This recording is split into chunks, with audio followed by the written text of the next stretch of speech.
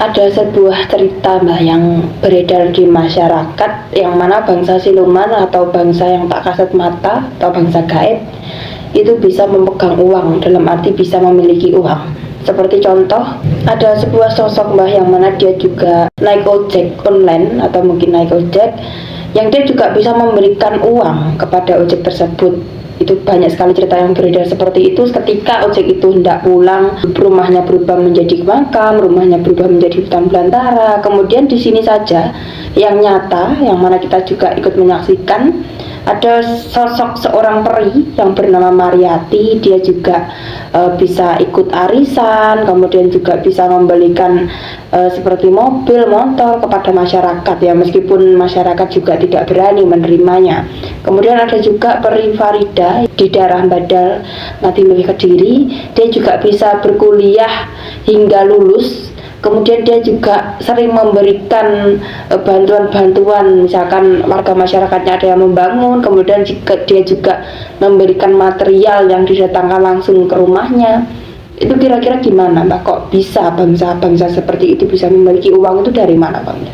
Kalau kita pelajari bahwa bangsa siluman atau bangsa astral atau bangsa yang tidak kasat mata, kita akan tidak bisa untuk masuk ke dunia mereka.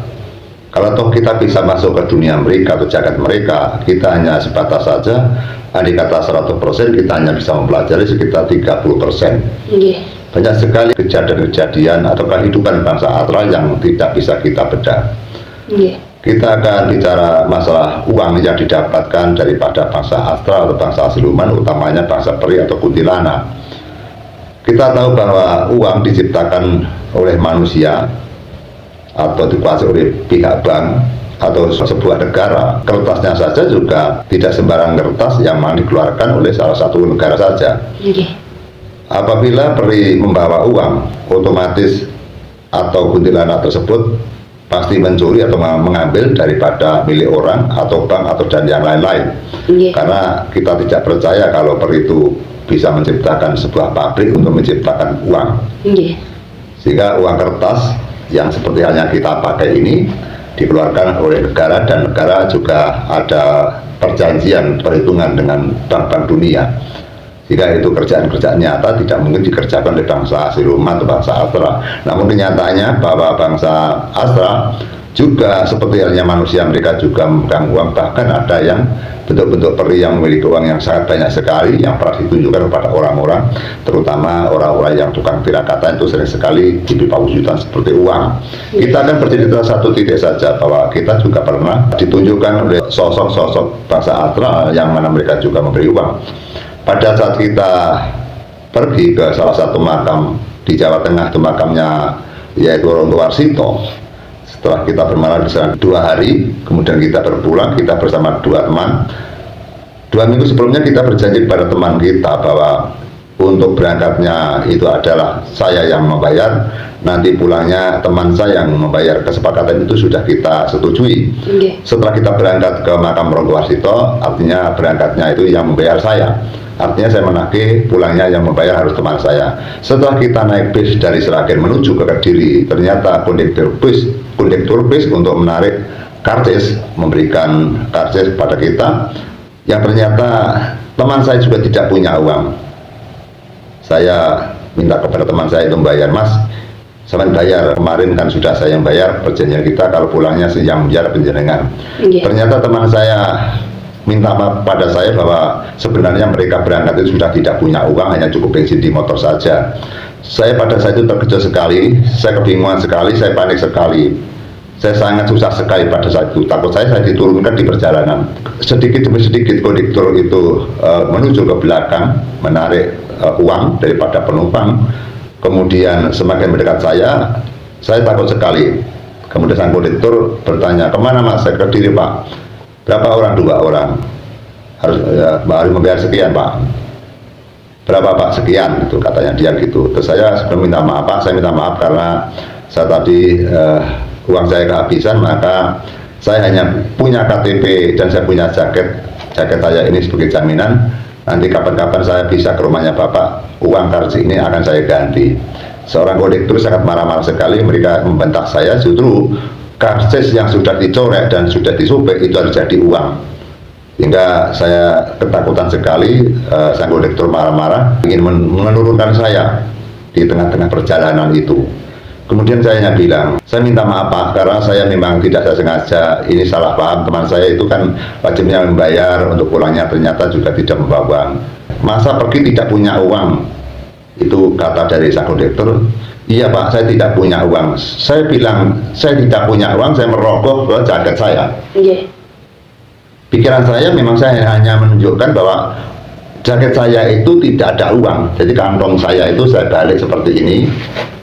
Tiba-tiba setelah tangan saya masuk itu, kantong jaket saya penuh dengan uang, banyak sekali, dan uangnya baru-baru semuanya.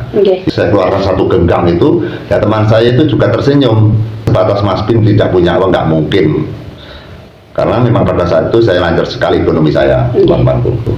Seketika saya keluarkan uang satu genggam itu, kondektur juga marah, gitu malahan. Jangan berpura-pura, kita itu bekerja Pak. Jangan main-main dengan saya. Wong punya uang nggak punya uang. Seketika kondektur membentak saya juga terkejut. Kok ada kejadian seperti ini? Padahal memang saya hanya bawa uang secukupnya saja, tidak banyak. Saya juga terkejut. Maka segera saya berikan uang itu kepada kondektur Mas. Saya keluarkan uang 50.000, kemudian 2 dikasih kembali kasih kita 12.000. Seketika itu uang saya masukkan kembali. Di dalam perjalanan dari Jawa Tengah menuju Jawa Timur, saya hanya, itu keadaan malam tuh Mbak. Saya hanya bingung sekali, kok uang saya banyak sekali, uang dari mana itu? Kalau sekarang kemungkinan sekitar ada 20 jutaan, kalau sekarang 20, 25, benar-benar banyak sekali masalahnya itu. Saya juga heran sekali, uang dari mana ini? Saya sering mengeluarkan rokok, tahu bahwa uang saya habis itu saya tahu, uang tinggal sedikit itu tahu. Sehingga berangkat saja, saya juga mengetahui bahwa uang saya sudah habis. Saya serahkan kepada teman saya yang bayar itu loh. Terus kemudian tiba-tiba teman saya juga tidak punya uang. Dan kejadian itulah, maka kita juga heran. Apakah uang yang ada di kantong saya ini pemberian dari bangsa Astra atau bangsa lelembut atau bangsa gaib yang tidak kasat mata?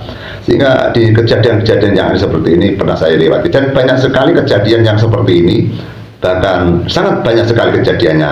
Namun di dalam kita bercerita pada malam hari ini hanya kita bercerita satu contoh saja, bahwa kita juga pernah dibuat main-main oleh bangsa Astra atau bangsa siluman, yang mana kita tidak punya uang, tiba-tiba kantong saya penuh dengan uang. Seketika saya pulang di Kediri, saya turun di desa Kaliombo, karena motor saya titipkan di tempat beda di Kaliombo. Setelah saya masuk mengetuk pintu, saya mengambil motor. Pak, saya mengambil motor, ya silakan. Kemudian saya keluarkan motor itu, saya mengambil lagi uang. Setelah saya keluarkan uang yang ada di kantong saya, hanya ada uang Rp1.000. Ketepatan sewa motor itu juga Rp1.000, sehingga uang Rp1.000 saya berikan kepada penitipan sepeda bersama kepleknya, sehingga pas saja, tidak kurang tidak lebih. Disitulah saya keheranan, apakah maksudnya bangsa siluman itu mereka menunjukkan uang yang banyak dan uang itu juga tarik lagi, tiba-tiba hilang otomatis. Tiba-tiba hilang, tidak ada. Setelah dari Kaliombo saya menuju ke Pare, kan rumah saya di daerah Tanggilan Padangan Pare Mbak, itu Mbak. Itu kita benar-benar merenungkan dan mengheran-herankan dengan kejadian itu. Setelah itu saya simpulkan bahwa memang bangsa siluman selalu berdampingan dengan manusia. Kejadian-kejadian yang aneh yang ada di Jagat Raya itu pasti ada, karena di dunia itu ada nyata dan ada yang gaib, ada yang abstrak dan ada yang konkret, ada yang kasar dan ada yang halus, ada yang nyata dan ada yang tidak nyata. Maka ada pula orang yang percaya dengan kenyataan, ada pula yang orang yang tidak percaya dengan hal-hal yang tidak nyata. Maka kita berpikir, kita tergantung pada pilihan kita atau renungan kita. Hal kepercayaan kita tidak bisa memaksa. Yang jelas pertanyaan daripada Baru, bahwa kalau ada sosok seperti peri, mereka memegang uang, prediksi saya mereka hanya mengambil daripada orang-orang yang kaya, orang berdagang, atau mungkin bank juga, yang mereka juga memiliki uang yang banyak.